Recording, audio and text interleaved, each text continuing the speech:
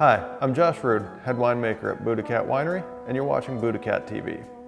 Today we're starting our 6-part series on proper wine tasting techniques, and we're going to start with something I feel is too often overlooked, that's proper glassware. The reason for proper glassware basically boils down to aromatics. There's a different style and shape of glass for pretty much every wine you're ever going to drink, but for the sake of brevity, we're going to keep it narrowed down to 3 different styles: sparkling wines, white wines, and red wines. Starting out with sparkling wines, the sparkling wine glass is called a flute. It's a tall, slender glass, and the reason it's shaped like that is for surface area. The less surface area touching your wine, the less chance there is for that CO2 to come out of your wine. There also is not a whole lot of room to swirl your sparkling wines because you don't need to.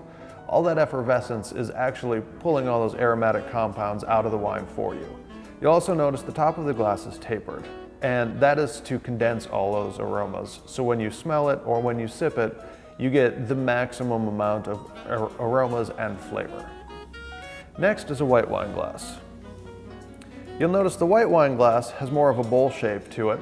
That is because white wine needs a little more of that surface area in order to release its aromatic compounds.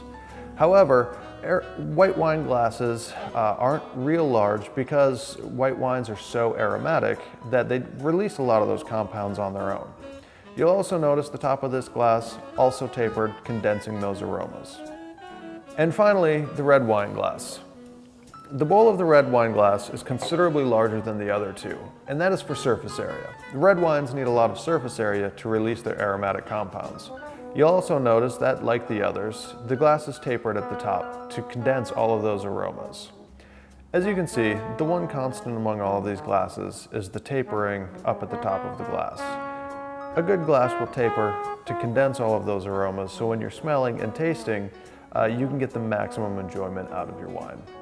In our next episode, we're going to start with the 5 S's of wine tasting, starting with the ever-important swirl. Make sure to follow us on Twitter and subscribe to our YouTube channel so you don't miss a thing.